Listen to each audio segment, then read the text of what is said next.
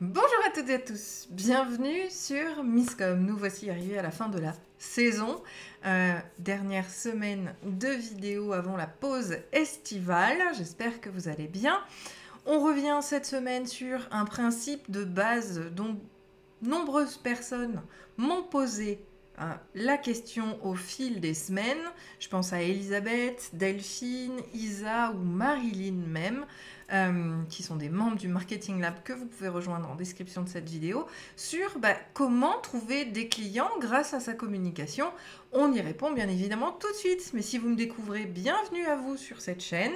Je suis Claire Négrier, alias Misscom, vous l'aurez sans doute compris. J'accompagne depuis 2012 mes clients à communiquer de manière unique, éthique, authentique et surtout efficace pour attirer les clients qu'ils veulent vraiment, de la stratégie à la création des outils, en passant par le branding, l'univers de marque et en finissant par la formation pour qu'ils puissent être autonomes et communiquer comme il se doit jusque sur le bout des doigts. Et donc, oui, sur Misscom, depuis 2018, on se retrouve chaque semaine sur des thématiques marketing, communication pour vous aider un petit peu à comprendre tous les systèmes, tout ce qui se passe autour de ça, parce que ne pas communiquer fait pas de mal, mais mal communiquer pourrait tuer votre entreprise, et donc ça, c'est important. Donc cette semaine, comme je le disais en introduction, je réponds à une question qui revient quand même assez régulièrement: comment trouver des clients grâce à sa communication? Eh bien, sachez déjà que dans la phrase elle-même, c'est pas un pléonasme, mais c'est quelque chose de totalement faux. Votre communication ne vous permettra jamais de trouver des clients de prime abord. Il faut arriver à s'enlever ça de la tête. Trouver des clients est un objectif commercial, pas de communication. Après, la communication vient en support pour aider les commerciaux à avoir les bons leviers, pas les bons arguments, parce que ça c'est le boulot du commercial, mais à avoir les bonnes informations et à transmettre de l'information aux potentiels clients. Mais déjà, disons-le une bonne fois pour toutes, trouver des clients est un objectif commercial et pas de communication. Si on revient sur nos fameux objectifs, le principe c'est déjà d'être vu par la personne. Donc, votre communication doit être vue par vos futurs clients.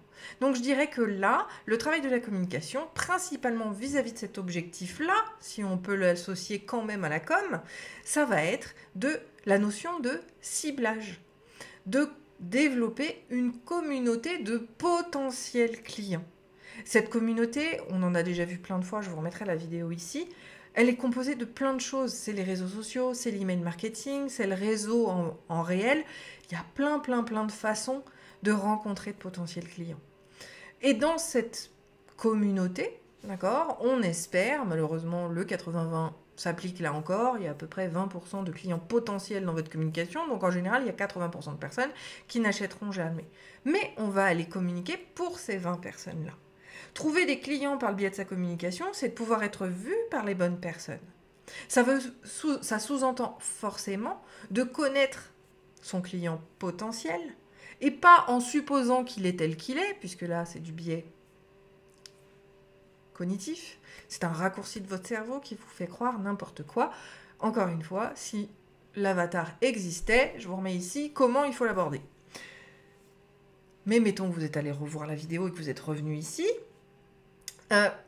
L'idée, bien évidemment, c'est de trouver des éléments qui vont attirer ces bonnes personnes-là pour pouvoir, par le biais des mots, par le biais des visuels, par le biais des zones de référence, des canaux de distribution, aller aux beaux endroits, rencontrer les bonnes personnes. C'est ça, cette notion de ciblage. Déjà, pour obtenir un minimum de résultats vis-à-vis de sa communication. Et tout dépend de l'objectif de communication. Je vous remets les objectifs. L'objectif, c'est cognitif, celui de faire connaître votre marque, votre produit, vous-même, peu importe. Affectif, celui de rendre crédible ce que vous dites, celui d'être considéré comme professionnel. Ça, ce sont des éléments de communication qu'on va venir travailler. Et bien évidemment, un objectif conatif, celui de faire agir. Mais cette action, c'est pas achète mon produit. Ça va être consulte la page du produit où je le vends. Le bouton, cliquez sur le bouton achète mon produit, c'est commercial. Ce n'est pas de la communication. Mais une fois qu'on a compris ça, On comprend également que communiquer, ça prend du temps. C'est essentiel de comprendre et d'intégrer ça. C'est pas parce que on a le meilleur produit qui soit que les gens sont convaincus. Je fais toujours l'analogie des relations humaines, amoureuses, sociales, amicales, comme vous voulez. Quand on rencontre quelqu'un, chez des amis en commun, dans un bar, peu importe, on va pas se jeter sur lui comme ça. D'abord, on va essayer de faire connaissance, on va s'intéresser à la personne, on va avoir une discussion, on va même en avoir plusieurs, parce que bien souvent, on se voit une fois et puis on est les meilleurs amis du monde. Non, on va se voir plusieurs fois, souvent c'est des amis connus, en commun. Ça va être peut-être de retourner boire un verre ensemble parce qu'on s'est rencontrés en soirée et qu'on trouvait ça sympa, qu'on a eu des affinités. Donc on va essayer de ressortir à nouveau à l'extérieur. On est dans des zones neutres d'ailleurs au départ des relations amicales ou des relations humaines. C'est la même chose vis-à-vis de votre marketing. Si vous n'avez pas ces zones neutres-là, vous cassez complètement. Si on est trop incisif, si on est trop insistant, si on a une démarche purement commerciale, c'est là que les gens, au lieu de créer cette notion de confiance qui me tient tellement à cœur, on va la perdre. Et les gens vont fuir. C'est le principe du moi-je. Moi-je, moi-je, moi-je. Les gens ne supportent pas ça dans l'humain. Mais c'est la même chose pour votre communication. Donc on n'est pas moi-je, on est plutôt toi tu as besoin de ça, toi tu te poses peut-être telle question, et on va créer des contenus qui vont répondre aux interrogations des gens, qui vont forcément nous positionner comme experts dans notre domaine et donner envie aux gens de nous choisir parmi les autres. Rappelez-vous toujours, on entend souvent la phrase « les gens viennent pour vous et pas pour ce que vous vendez ». Mais il ne faut pas oublier que les gens viennent pour eux d'abord. Ça c'est ultra, ultra important aussi. Les gens viennent pour eux vis-à-vis de leurs problèmes. Si vous ne répondez pas à leurs problèmes, vous ne rencontrerez jamais vos potentiels clients. Donc là, la communication en termes de ciblage, en termes de messages spécifiques vis-à-vis de votre connaissance de cette cible est inéluctable et indispensable. Donc ça, c'est ultra, ultra important. Et bien évidemment, il faut également se rappeler que le libre arbitre est toujours de mise. D'accord ? Souvent, et on l'entend notamment chez mes marketeurs que je dénonce régulièrement, on vous dit que le ROI est de 20%, vous devez trouver au moins 20 clients de... Oui, quand ils ont une mailing list d'1 million de mails. 20 clients, finalement, si on fait le statistique, c'est quand même pas énorme. Hein. Ça représente 0,2% de la communauté. Et c'est exactement ça. Gardez en tête que vos résultats sont en corrélation avec votre communication, avec le fait que les gens vous voient, avec le fait que vous avez fait un bon ciblage, avec le fait que vous avez des objectifs de communication et non commercial, va effectivement avoir un impact. Parce que, remettez-vous encore comme si vous étiez un client lambda, mais quel que soit le produit, il n'y a que la première pyramide de Maslow qui va avoir réellement un impact. Le besoin de se nourrir, se loger, se vêtir, c'est les trois qui vont avoir des réponses immédiates aux besoins immédiats. Et donc c'est seul là où on va retrouver cette notion de besoin immédiat.